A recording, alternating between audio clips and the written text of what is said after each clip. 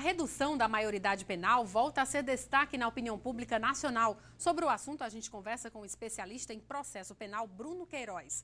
Confira também como foi a visita da Comissão de Direito Penitenciário à cadeia pública de Tianguá. O OAB Ceará inaugura sala do advogado em Cascavel e Pindoretama. Tudo isso e muito mais no programa desta semana. Não perca!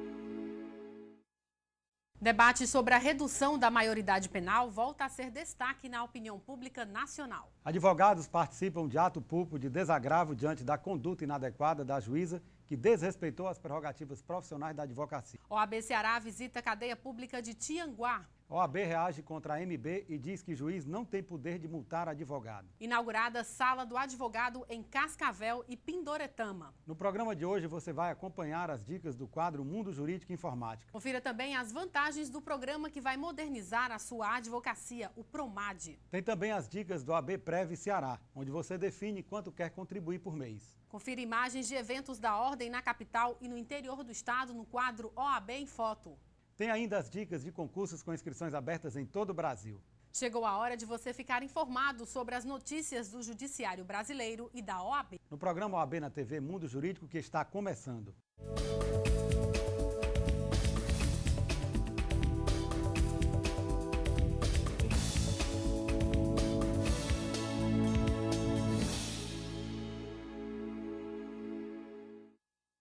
O debate sobre a redução da maioridade penal voltou a ser destaque na opinião pública nacional após o assassinato do estudante Vitor Hugo, de 19 anos, que ocorreu em São Paulo no dia 9 de abril.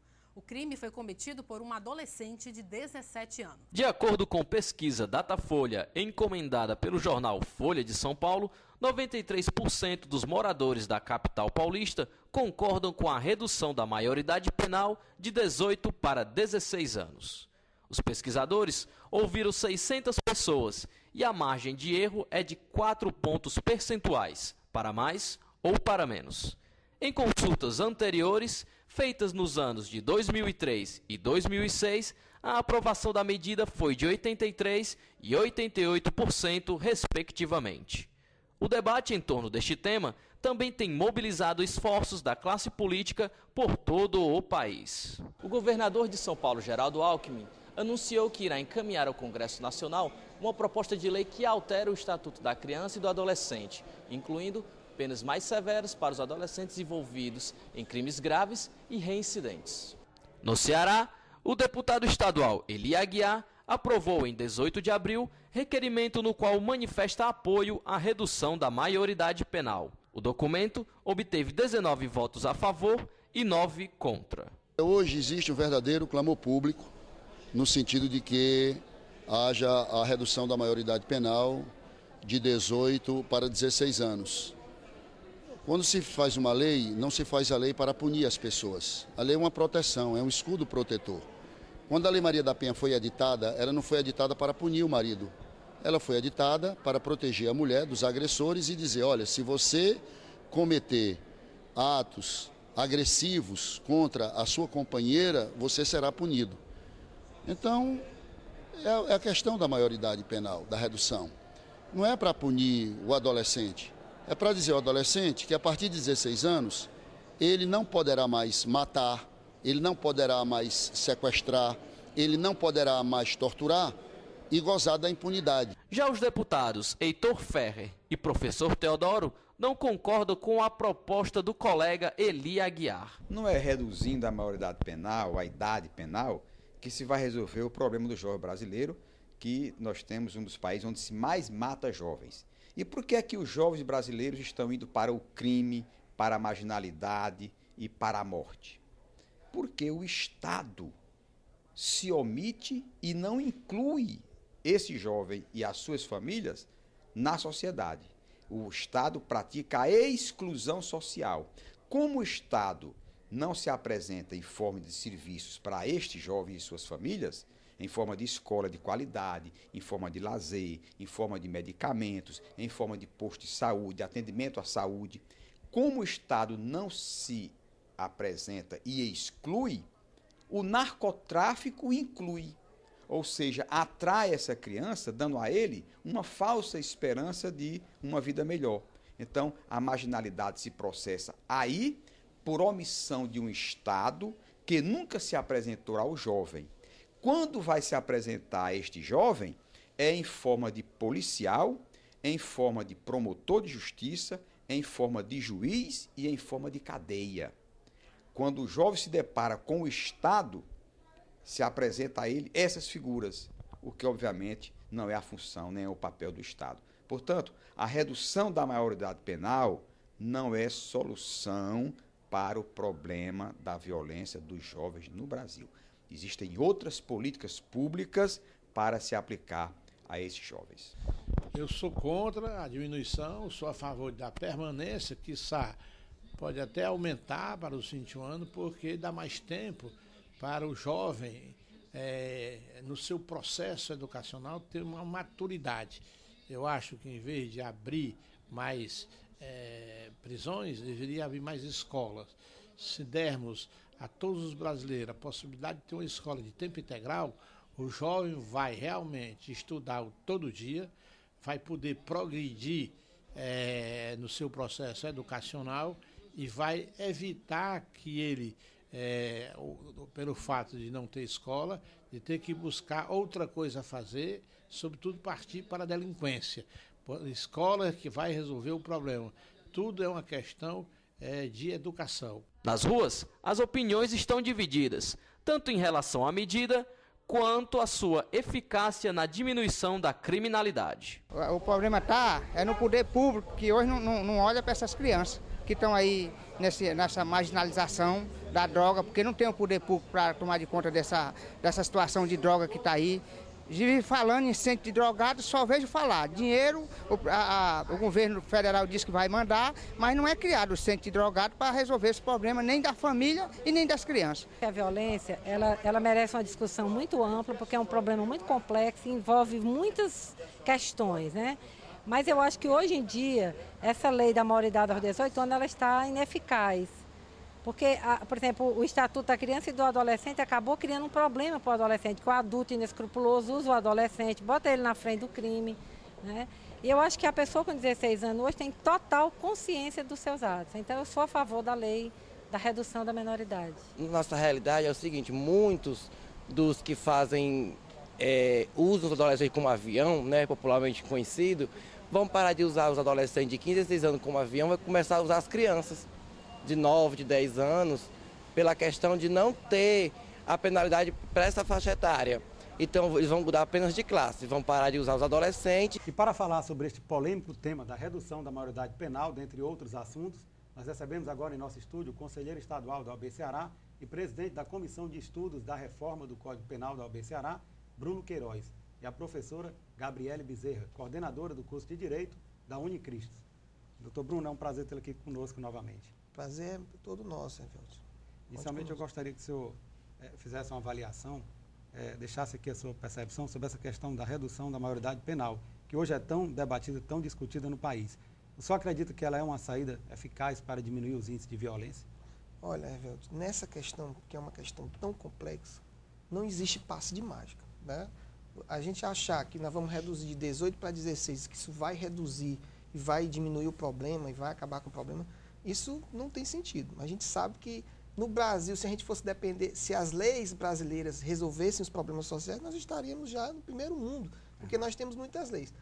A questão toda, talvez, eu penso que você aumentar um pouco o prazo de internação desses jovens, mas se isso viesse realmente acompanhado de uma estrutura desses estabelecimentos para que esses jovens fossem ressocializados, aí sim poderia ser alguma coisa. Agora, você diminuir a idade, ou simplesmente você aumentar o prazo e jogar esses adolescentes num estabelecimento sem as condições, isso aí não tem sentido nenhum. O importante é trabalhar a recuperação, para devolver esses jovens e política à sociedade. pública. Eu vou dar um exemplo para você, né?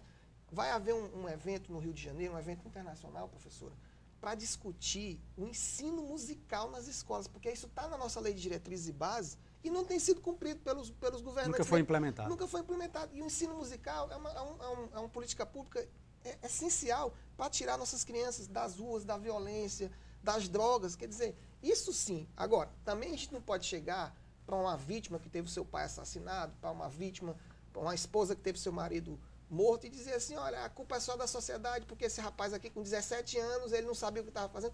A coisa também não é tão simples. Eu acho que não pode haver uma radicalização dos opinamentos. A gente tem que ver também a razoabilidade de cada situação.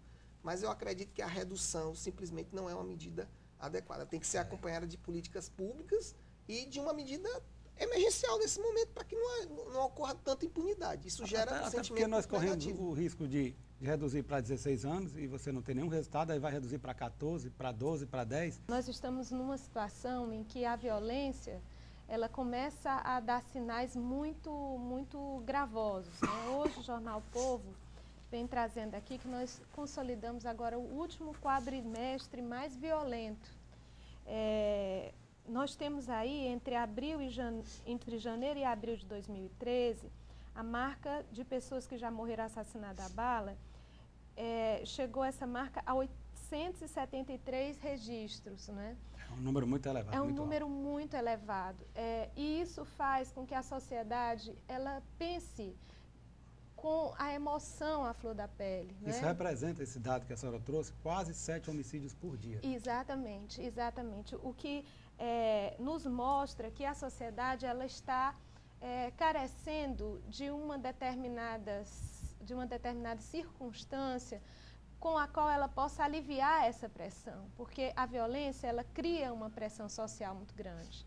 Então, além disso, nós temos aí sempre essa possibilidade atávica de encontrar culpados. Então, é muito importante que os culpados sejam encontrados rapidamente e que essa situação ela seja espiada de maneira que todos possam, aliviando a pressão, voltar a uma sensação de paz, a uma sensação de tranquilidade. Há quem defende, inclusive, o chamado direito penal do inimigo, onde você não estaria preocupado em punir o fato, mas sim a pessoa, o autor do fato.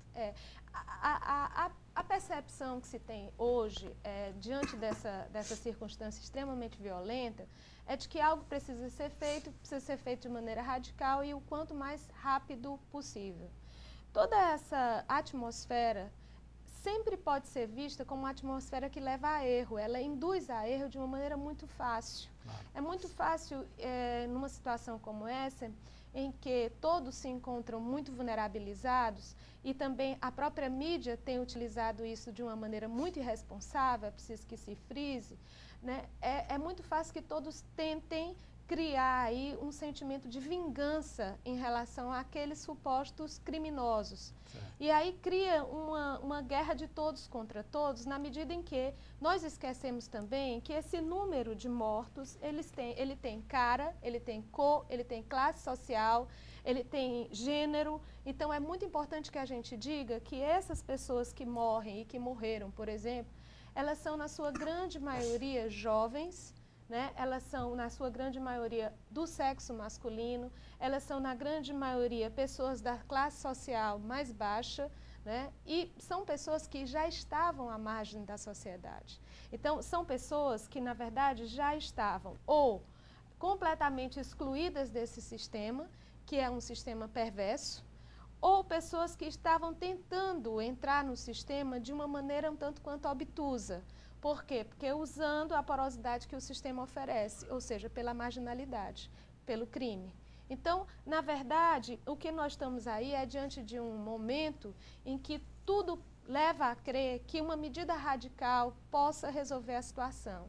Quando, de fato, o que está sendo escamoteado é o silêncio dos verdadeiros responsáveis acerca dessa realidade. Por exemplo, quando uma instituição como a OAB toma para si a tarefa de discutir, ou então quando a academia toma para si a tarefa de discutir, esse diálogo é extremamente fecundo e deve ser próspero, não é? Porque esse diálogo ele propicia outras falas que devem trazer mais lucidez e maturidade, né?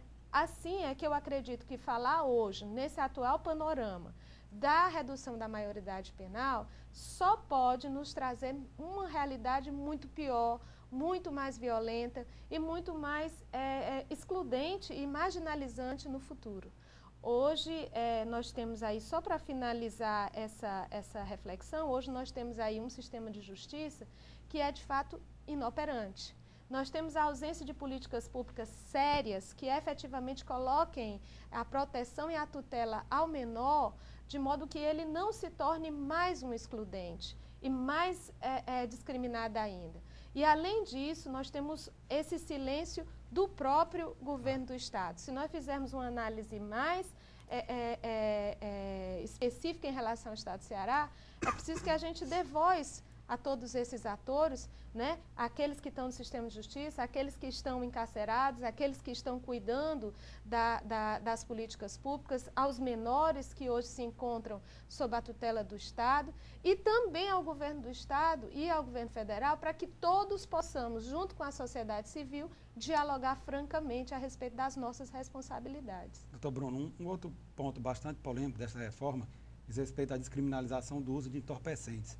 Qual a sua percepção sobre este tema em específico? Olha, eu particularmente, eu acho que nós não estamos preparados para isso. Mais uma vez, querem comparar o Brasil com a Holanda, como no caso da eutanásia, né? A eutanásia foi criada na Holanda há 10 anos e lá 5% da população foi aplicada a eutanásia. Mas a Holanda tem 16 milhões de habitantes. Aqui no Brasil é bem diferente e nosso sistema de saúde é bem diferente. Em relação à descriminalização, eu penso a mesma coisa. Eu acho que droga não é bom para a sociedade. Então, eu acho que o Estado liberar num país que não tem ainda, que as pessoas não têm a educação necessária para isso, é muito perigoso. E é interessante que tem nesse anteprojeto a proposta é o seguinte, descriminalizar, não vai ser crime, né, você usar substância entorpecente, sob o argumento de que a autolesão não pode ser punida, né? E em relação ao tráfico, é interessante um dispositivo que diz o seguinte, que se o sujeito portar droga para até 5 dias, para o consumo em até 5 dias, não vai ser considerado traficante, vai ser considerado usuário, né? Porque hoje estão pegando as pessoas, em tese seriam usuários, estão colocando como traficante. Aumentou, triplicou o número de pessoas que cumprem pena por tráfico, porque na verdade são usuários que os delegados de polícia enquadraram como traficantes. Quer dizer, veio uma lei anterior para descriminalizar, para despenalizar e acabou, né, que as pessoas foram cumprindo pena por tráfico. Mas, só para concluir, eu acho assim, absurda essa questão de você considerar 5 dias como usuário, porque a situação de cada um é diferente. Imagine você pega um sujeito com 10 pedras de crack no carro. Ele vai dizer que foram 2 pedras por dia. Isso vai estimular o tráfico pequeno. E aí, se eu tomar uma taça de vinho e se o Detran, alguém me pegar ali no teste do bafômetro, se eu tomar meia taça de vinho, eu vou pegar 3 meses a 3 anos de prisão, minha carteira vai ser suspensa, vou pegar a multa, meu carro vai ser suspenso. Quer dizer, o sistema penal ele não pode ser irracional desse jeito. Então, as pessoas têm que começar a refletir e não gerar situações que são absurdas. Né? Então, eu acho que é uma discussão que precisa ser amadurecida. O Brasil não é a Holanda. A gente tem que discutir isso aqui para a nossa realidade. Doutor Bruno, infelizmente nós estamos chegando ao final do debate. O programa OAB na TV Mundo Jurídico agradece a sua participação e abre espaço para as suas considerações finais. Eu que agradeço, é sempre uma felicidade retornar. E para discutir um tema dessa magnitude, eu quero convidar as pessoas para participarem, que os temas são muito relevantes, aborto, eutanásia, descriminalização, crime de terrorismo, tem aí Copa do Mundo, Olimpíadas, os crimes ambientais, que existe um aumento de pena exacerbado, até mais, os delitos ambientais estão com penas maiores até do que os crimes contra a vida. Então a gente precisa discutir isso de maneira serena.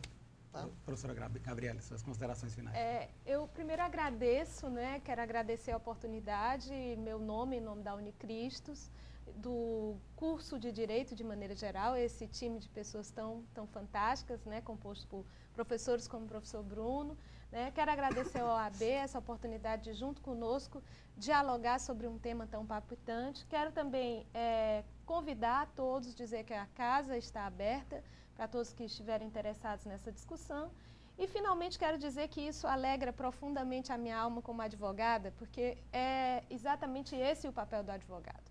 É importante que o advogado ele se posicione como um indivíduo que ele tem que não só se informar, como ele também tem que começar a contribuir para um novo formato de sociedade, né? Um formato mais justo. É isso que nos leva a estudar tanto. Obrigada.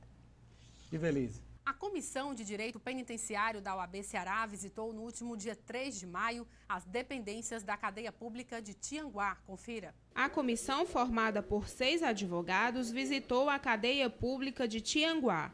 O objetivo foi criar uma grande repercussão do problema na imprensa estadual, como forma de sensibilizar a Secretaria de Justiça para agilizar imediatamente as obras do presídio de Tianguá. A população lamenta o descaso do poder público nas questões de segurança, que refletem diretamente questões sociais, as quais clama por urgência e resolutividade. Vamos agora ao quadro A Palavra do Presidente, com o advogado Valdetar Andrade Monteiro, presidente da Ordem dos Advogados do Brasil, Seção Ceará.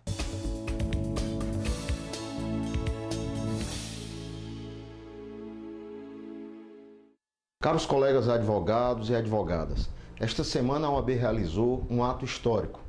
Realizamos uma sessão de desagravo dentro do Fórum Cláudio Evilacqua em defesa das prerrogativas profissionais dos advogados que, se sentindo prejudicados no seu exercício profissional, recorreram à ordem e, após a tramitação do processo de desagravo, foi realizada a sessão solene de desagravo para que pontue em todo o estado do Ceará a necessidade da preservação intransigente das prerrogativas profissionais de todos os advogados e advogadas. As prerrogativas profissionais não são, em hipótese alguma, direitos dos advogados, e sim patrimônio da sociedade. É muito importante para nós defender as prerrogativas, porque assim, o advogado independente, livre para o seu exercício profissional, poderá, com certeza, realizar a justiça.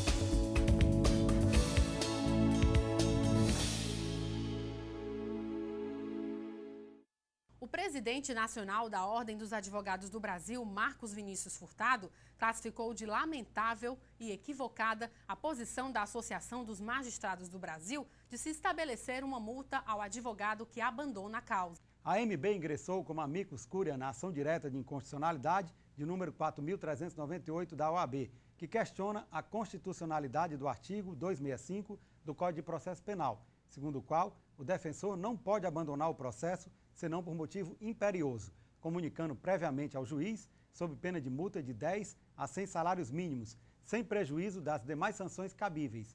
A associação defende o dispositivo. Segundo Marcos Vinícius, o advogado não pode ser multado pelo juiz porque o cidadão defendido pelo advogado não é menos importante que o Estado representado pelo juiz. A lei federal, que é o Estatuto da Advocacia, diz com todas as letras que não há hierarquia entre advogado e juiz. Agregar a tecnologia à sua advocacia amplia os seus horizontes e vai melhorar a lucratividade e faz com que sobre mais tempo para você. Um site na internet pode aproximar você de um cliente do outro lado do planeta ou do outro lado da rua. O uso de um software jurídico organiza suas rotinas e poupa tempo de sua vida. Esses benefícios são gratuitos para os participantes do PROMAD por um longo período de testes, que varia de 6 meses a 2 anos. Passados os testes gratuitos, os preços são amplamente subsidiados pelo PROMAD. Invista um pouco do seu tempo em tecnologia. Não há evolução sem modernização e não há mudança sem atitude. Para melhorar definitivamente o seu escritório, use a tecnologia. Faça como mais de 65 mil advogados brasileiros. Teste de forma gratuita um software de controle de processos, com intimações jurídicas de todo o Brasil, com andamentos processuais automáticos. Acesse www.promad.adv.br e saiba mais sobre essa ferramenta que vai modernizar o seu escritório. A seguir, advogados participam de ato público de desagravo diante da conduta da juíza que desrespeitou as prerrogativas profissionais da advocacia. E veja também, o OAB Ceará inaugura Sala do Advogado em Cascavel e em Pindoretama. Os detalhes daqui a pouco.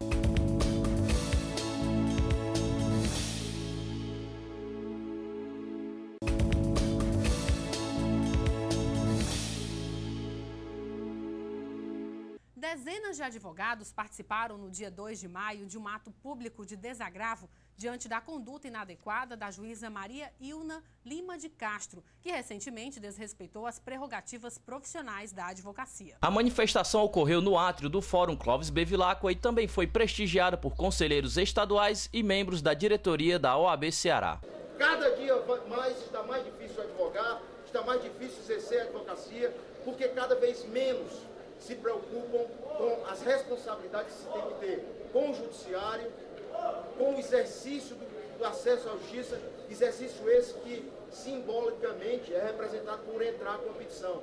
Mas jamais a Constituição colocaria no seu texto, como cláusula pétrea, o acesso à justiça, se isso não significasse receber da justiça a prestação jurisdicional. Os pedidos de desagravo que partiram dos advogados Ângelo Roncalli Tavares Rocha e Francisco Alencar Martins Filho foram julgados e deferidos por unanimidade pelo Conselho Seccional durante a sessão ordinária de 4 de abril deste ano.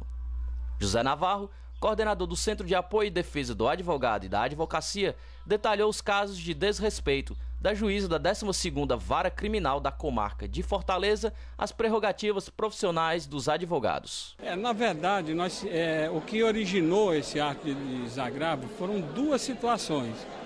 2 advogados em momentos diferenciados. O primeiro deles iria participar de uma audiência e chegou para representar o seu cliente, com a procuração outorgada pelo cliente. E a magistrada não aceitou que ele participasse, alegando que a procuração não estaria nos autos, o que fere, inclusive, a legislação, porque ele poderia constituí-lo, inclusive, no próprio ato. Então, ele foi impedido de ingressar, de participar da audiência e de representar o seu cliente, que ficou desassistido. E, no segundo caso, um outro advogado, ele atuava como assistente da acusação.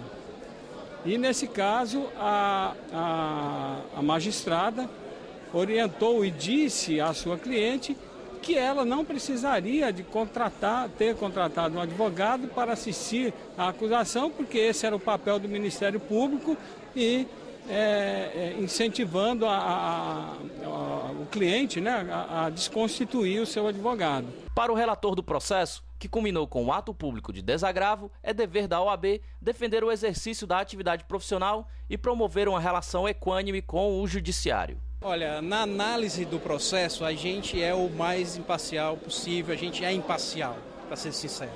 Depois de verificada a violação das prerrogativas, nós cumprimos nada mais do que o nosso dever funcional. Enquanto conselheiro estadual, eu propus, porque entendi, e assim também entendeu o Conselho Seccional, a nota de desagravo público para simplesmente restabelecer a ordem legal e o equilíbrio entre a magistratura e a advocacia, que foi violado pela juíza, senhora Ilna, juíza da 12ª Vara Criminal no estado do Ceará. Marcel Feitosa pontuou que, além das ações tomadas pela OAB Ceará, os casos também estão sendo avaliados pelo Conselho Nacional de Justiça. É preciso ficar claro que quantas vezes forem necessárias e tudo que chegar ao nosso conhecimento a respeito do desagravo público, a respeito de violação das prerrogativas, nós tomaremos as medidas enérgicas, necessárias e rápidas para restabelecer a ordem. Preocupado com as tentativas de obstacular o exercício pleno da advocacia no Ceará, o advogado Cleto Gomes, da Comissão de Defesa e Assistência ao Advogado, promete intensificar os esforços no sentido de fomentar uma relação mais harmoniosa entre advogados e magistrados. Nós temos a parabenizar o Conselho Seccional por essa atitude corajosa, mas exercer a advocacia, eu digo sempre, é uma atividade para quem não tem medo de exercer, não tem medo de autoridade. E principalmente nós que fazemos parte da OAB, estou como presidente da Comissão de Defesa das Prerrogativas e nós vamos fazer um trabalho para que essas prerrogativas não sejam violadas. Num primeiro momento, nós vamos visitar todos os juízes e todos os embargadores aqui no estado do Ceará, no sentido de montar uma pauta produtiva, digamos assim, para a gente entender por que atos dessa natureza que foi praticado pela juíza vem acontecendo aqui no estado do Ceará. A economia do Ceará está sendo impulsionada por grandes empreendimentos e investimentos, dentre eles o Centro de Eventos do Ceará, a expansão do aeroporto de Fortaleza, a expansão do Porto do Pecém e a implantação da Zona de Processamento de Exportação ZPE. E para falar sobre esse dinamismo que a economia cearense vem demonstrando, nós conversamos agora com o secretário do Conselho Estadual do Desenvolvimento Econômico do Estado do Ceará, SEDE, Dr. Alexandre Pereira, e com o presidente da Comissão de Estudo e Defesa da Concorrência da OAB Ceará, o conselheiro estadual Sávio Aguiar. Então, Alexandre, é um prazer tê-lo novamente conosco aqui no estúdio. Sempre um prazer estar com você, meu amigo Ernesto. Inicialmente, eu gostaria que o senhor explicasse para os nossos telespectadores quais são as principais atribuições do Conselho. Tá. Primeiro, o Conselho Estadual de Desenvolvimento Econômico, ele substituiu a antiga SDE, que era a Secretaria de Desenvolvimento Econômico. Na realidade, é um formato moderno de uma Secretaria de Desenvolvimento Econômico. Existe o Conselho, onde o presidente do Conselho Estadual de Desenvolvimento Econômico é o secretário de Estado de Desenvolvimento Econômico, e abaixo do SED, do Conselho, tem a ADES, a CODES e a ZPE, que são, e essas três coligadas juntos fazem parte do Conselho Estadual de Desenvolvimento Econômico. O Conselho, Evelt, ele determina as políticas de desenvolvimento econômico, né? Define qual o rumo de desenvolvimento econômico que o Estado do Ceará deve seguir. A ADES, que é a Agência de Desenvolvimento Econômico, ela operacionaliza esse desenvolvimento através de toda a sua estrutura, várias diretorias de infraestrutura, diretoria de agronegócios, diretoria de atração de novos investimentos, e também através de todas as câmaras setoriais, depois eu quero falar um pouco sobre isso, que fica dentro da ADES. Então, é a operacionalização do desenvolvimento. Nós temos a CODES, que é a Companhia de Desenvolvimento do Estado do Ceará, que foi fundada ainda na época do Vigílio Távora, que ela administra todo o patrimônio imobiliário do Estado do Ceará, voltado especificamente aos distritos industriais nos municípios. Então, na época ainda de Vigílio Távora, foram criados muitos mini distritos industriais no interior do Estado, e todos esses imóveis são da CODES. Então, a CODES gerencia e administra esse patrimônio. Hoje, muitos galpões que estão incomodados com empresas, então, é uma outra linha. E temos a ZPE Ceará, que é a Zona de Processamento e Exportação, que é a novidade, que fica no Porto Pecém, no Complexo Portuário Industrial do Porto Pecém, e que a CSP, a Companhia Siderúrgica do Pecém, está instalada dentro da ZPE, que é uma zona de processamento e exportação. Ou seja, empresas que lá se instalam, ela efetivamente tem que a sua produção ser voltada para a exportação. No mínimo 80% tem que ser para a exportação. Então, Alexandre, qual o atual cenário econômico do Estado do Ceará? Esse cenário ele é positivo, bastante positivo? Olha, nós entendemos que o Estado do Ceará, se nós fizermos uma avaliação nesses 6 anos do governo do Cid Gomes, em relação ao PIB nacional, nós veremos que o Estado do Ceará teve em todos os anos um PIB acima do PIB nacional. Se nós fizermos uma comparação em 2012, por exemplo, nós vamos ver que o PIB do Ceará foi 4 vezes o PIB do Brasil. Isso mostra que nós, do Estado, fizemos o nosso dever de casa. O Estado do Ceará ele está se preparando para um grande crescimento econômico nos próximos 10 anos, com as grandes obras de infraestrutura que foram feitas nesse governo. Não só o complexo industrial do Porto Pecém, mas hoje nós temos todas as cidades, todos os municípios de Fortaleza ligados por a estrada asfaltada, o cinturão das águas que está iniciando agora próximo, o cinturão digital que hoje leva banda larga para todo o estado do Ceará, né? A própria cabeamento de fibras óticas que chega na Praia do Futuro hoje, que o estado do Ceará hoje tem essa vantagem sobre todos os outros estados, e a nossa felicidade pela posição geográfica em que estamos, né? A proximidade com a África, a proximidade com a América do Norte, a proximidade com a Europa. Então, eu entendo que o Ceará hoje se prepara para um grande crescimento.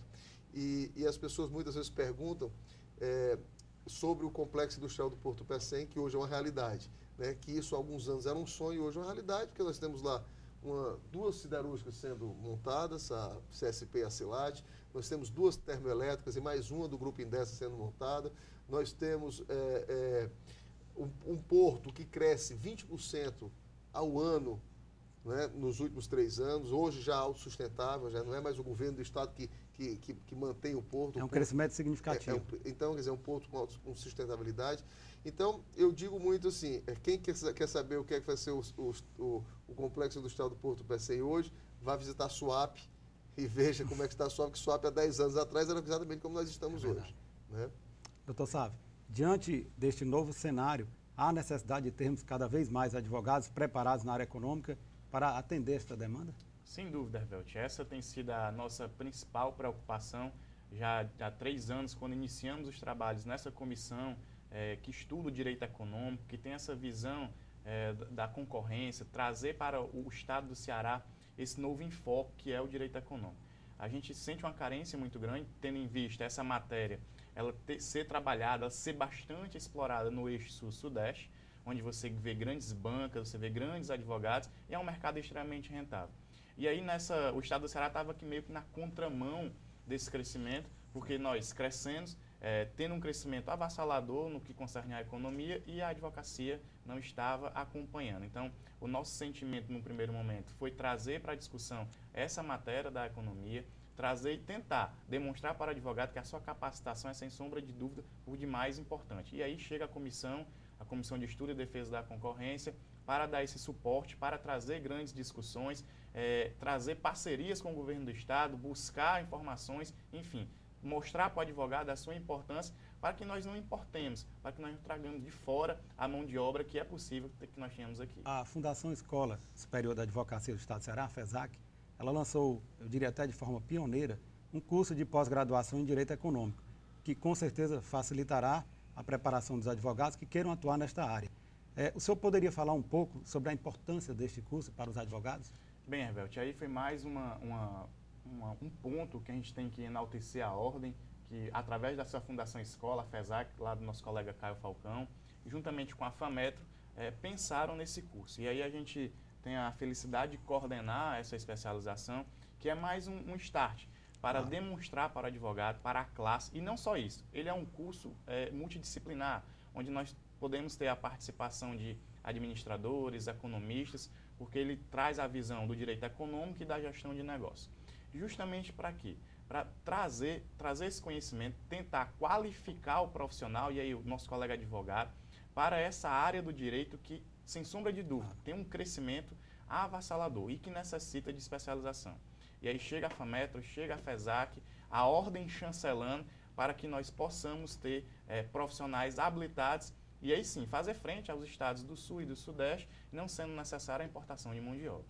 Doutor Alexandre, o governador do estado, Cid Gomes, ele recentemente, numa palestra, ele falou que falta a democracia de oportunidades iguais para todos, que ainda depende de um longo caminho. O senhor acredita que o maior desafio do Brasil é reduzir as desigualdades? Olha, Velt, se você tiver a curiosidade de entrar no site do Conselho Estadual de Desenvolvimento Econômico, você vai ver lá que dentro da nossa missão está exatamente que desenvolvimento econômico para o governador Cid, para o nosso entendimento, é a diminuição da desigualdade social, é a diminuição da desigualdade de renda, né? O estado do Ceará ainda é um estado muito pobre e que tem uma das maiores desigualdades sociais do Brasil. E isso é um combate que se faz a médio e longo prazo, né? E no nosso entendimento, um país, na realidade, aí não seria só o estado do Ceará, um projeto de nação, seria investimento básico em educação e infraestrutura, né? Que é exatamente o que o governador se preocupou nesses 6 anos de mandato. O governador se preocupou com as grandes obras de infraestrutura, porque um estado sem infraestrutura não há crescimento. E aí vamos falar de Brasil. Se o Brasil não cuidar das obras de infraestrutura relacionadas às ferrovias, relacionadas às estradas, portos e aeroportos, o Brasil para de crescer, nós podemos ter um colapso em 2014 com a Copa do Mundo. Então, quer dizer, um país não cresce sem infraestrutura. Se você for ver os grandes booms de crescimento que a Alemanha, aconteceu na Alemanha, que aconteceu no Japão, que aconteceu na Coreia do Sul, todos foram baseados em 2 grandes ações. Evidentemente, várias outras, mas as principais ações, infraestrutura e educação. E hoje o estado do Ceará é modelo nisso, é modelo em infraestrutura, as grandes obras de infraestrutura que o estado do Ceará fez, do centro de feiras ao complexo do PECEM, por exemplo, e a educação do estado do Ceará hoje, que é uma educação modelo para o Brasil. E mais, nós também somos hoje modelo em escolas profissionalizantes. Nós temos hoje mais de 90 escolas que profissionalizam o aluno do ensino médio. Doutor Sávio, qual a sua percepção sobre essa questão das desigualdades no país? Essa questão, Velt, ela passa desde a educação primária, da educação básica, passando pela formatação dentro dos bancos universitários e chegando ao que nós temos hoje de concreto, que é um desnível muito grande. Então, nós que temos a veia também educacional, a veia do magistério, é uma preocupação sempre constante nossa de tentar incutir na cabeça do aluno, tentar demonstrar para a sociedade acadêmica como um todo a importância do estudo, a importância de se pensar questões principiológicas, a questão da dignidade da pessoa humana e tentar verificar nesses aspectos, na formatação dos estudos, mecanismos para tentar salvaguardar e tentar superar essas dificuldades. Um dos grandes nichos essa parte do direito privado, essa que traz o direito à economia, esse grande gancho que nós temos. E nós temos essa preocupação constante em tentar apresentar soluções, mecanismos, estudos. A comissão hoje é basicamente formada por professores, então nós temos essa mentalidade de tentar a difusão do conhecimento, até mesmo como instrumento de libertação. E é nessa veia que nós estamos preocupados e pensamos, sim, em tentar fomentar a discussão para diminuir essa desigualdade. Doutor Alexandre, infelizmente nós estamos chegando ao final do debate. O programa OAB na TV Mundo Jurídico agradece a sua participação. Deixo o convite aqui para que o senhor retorne outras vezes para falarmos sobre temas tão importantes que infelizmente o tempo não nos deixou tocar, como a criação da Câmara Setorial da Indústria Imobiliária, um outro projeto tocado pelo Conselho, que está até em andamento, uma parceria com a Secretaria de Cidades, para elaborar planos de desenvolvimento local em vários municípios cearenses. Então fica o convite aqui para que o senhor retorne e o programa abre espaço para as suas considerações finais. Bom, eu agradeço o convite, sou fã dessa instituição tão importante que é a OAB para o nosso Estado. Acho que os advogados hoje têm uma importância não só na questão jurídica, mas em toda a inserção que ele tem hoje na sociedade, discutindo temas de relevância como é o desenvolvimento econômico. Então, deixo aqui o meu abraço e estarei sempre à disposição de discutir temas que vocês acham importantes. Obrigado. Doutor Safo, suas considerações finais. Bem, Herbert, mais uma vez é uma satisfação, um prazer e agradeço por demais o convite. Dizer para o colega advogado que nós já estamos formatando o nosso segundo evento, o segundo Seminário de Defesa da Concorrência, que é um evento que já entrou no calendário nacional dos grandes eventos da defesa econômica, da defesa da concorrência, com a participação de membros do Ministério da Justiça, do CAD, certamente teremos a presença do nosso secretário, doutor Alexandre Pereira também, e dizer para que o colega advogado, para que as pessoas que nos assistem, elas se interessem pelo direito econômico. Os números que o doutor Alexandre sempre apresenta em suas palestras, que nos apresentou agora, são por demais atraentes, demonstram um crescimento de massa no nosso Estado e que necessita de mão de obra. E aí nós não podemos andar na contramão disso, é necessário que a advocacia entenda e que necessita se qualificar para que possamos explorar esse grande mercado que é a economia. Ivelisse. Esta semana, no quadro Mundo Jurídico Informática, o especialista em tecnologia da informação, Diógenes Martins, fala sobre a utilização de mapas mentais como ferramenta de planejamento.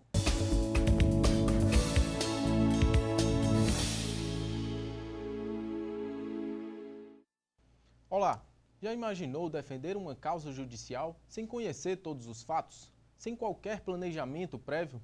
Seria um desastre. Para uma defesa bem elaborada, é necessário criar um conjunto de ideias que embase os autos, e é exatamente sobre esta necessidade que abordarei hoje. O mapa mental é uma ferramenta de organização e planejamento muito semelhante a um diagrama. Foi criado pelo inglês Tony Buzan para auxiliar na gestão de informações e na compreensão de ideias, por gerar uma fácil visualização e boa estruturação de todas as informações necessárias, além de facilitar o processo de memorização. Com esta fantástica ferramenta, você pode organizar, reunir e filtrar ideias, pode analisar uma estrutura de informações, verificar a relação entre os pontos-chave e, além de tudo, terá uma forma visual associativa a todas as etapas de um planejamento ou processo, ou seja, terá a visualização de diversos elementos de uma vez, aumentando a probabilidade de integração e associação entre todos os elementos. Com seu mapa mental em mãos, você terá uma defesa mais assertiva, além de poder utilizar para organizar e ordenar o processo de defesa. Vale a pena conferir. Aconselho utilizar o MindMaster, por ser totalmente online e de fácil manuseio. Eu espero ter contribuído com estas informações. Fiquem ligados no programa. Caso tenha dúvidas na manipulação da ferramenta, entre em contato através do endereço eletrônico contato@tmxbrasil.com.br. Não esqueçam também de nos enviar e-mails com suas sugestões para o quadro. Até a próxima e fiquem com Deus.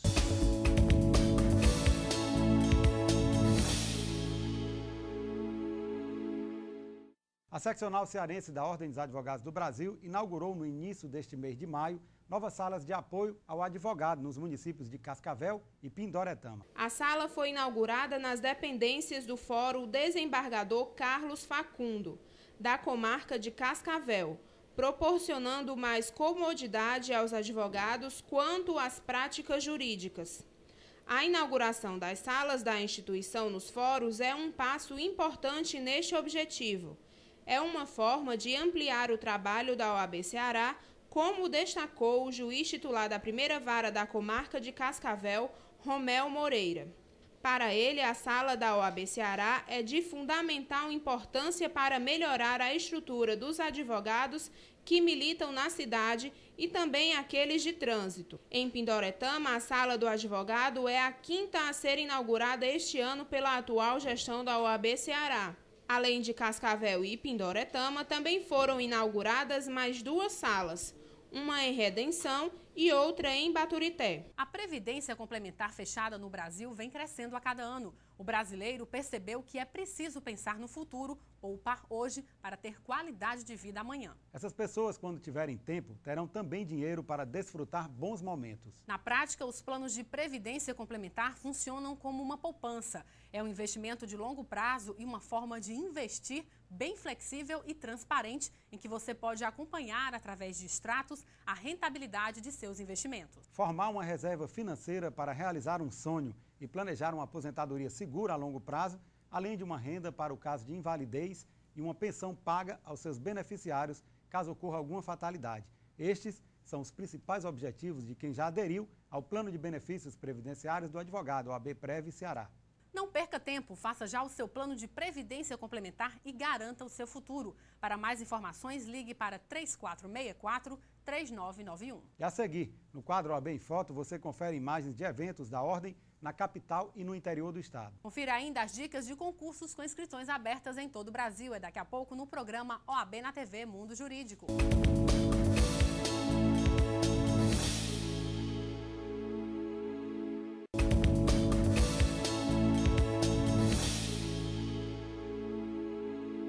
O Núcleo de Assistência aos Presos Provisórios e às Vítimas de Violência da Defensoria Pública Geral do Estado do Ceará iniciou no dia 7 a intensificação do atendimento jurídico aos presos provisórios da Casa de Privação Provisória de Liberdade Professor Clodoaldo Pinto, em Itaitinga. O plano de intensificação das atividades nas unidades prisionais começou em janeiro deste ano e segue um cronograma até o final de 2013, com o objetivo de prestar assistência jurídica integral e gratuita aos presos provisórios das unidades prisionais da região metropolitana de Fortaleza. A ação está sendo desenvolvida em parceria com a Secretaria da Justiça e Cidadania do Estado, que oferece um apoio estrutural e o atendimento social e psicológico aos presos. A expectativa da Defensoria Pública Geral do Estado do Ceará é atender e prestar assistência a 3.924 detentos durante o ano de 2013. A ação tem como benefício promover uma análise célere e constante da situação processual de cada preso assistido, além da verificação ágil das prisões ilegais e desnecessárias existentes em cada unidade prisional, reduzindo o custo estatal com a manutenção dos presos. As visitas também irão contribuir para a pacificação do ambiente nas unidades. E agora chegou a hora de você conferir as dicas dos principais concursos com inscrições abertas em todo o Brasil, na agenda que o programa OAB na TV Mundo Jurídico preparou para você. Tribunal de Contas do Estado do Amazonas. Inscrições até 10 de maio. Mais informações pelo site www.concursosfcc.com.br. Ministério Público do Estado do Maranhão. Inscrições até 8 de maio. Mais informações pelo site www.concursosfcc.com.br. Vamos ao nosso quadro OAB em Foto. Mande uma foto sua sobre algum evento ligado à advocacia pelo e-mail oabnatv@oabce.org.br e se veja por aqui.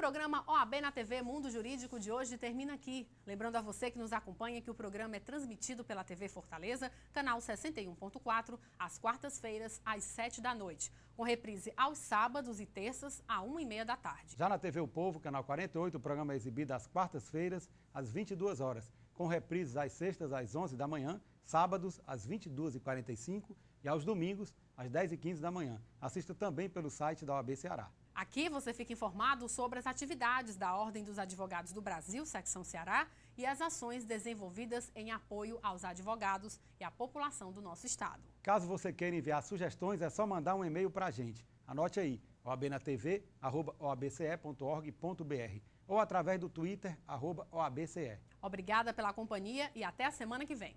Até lá!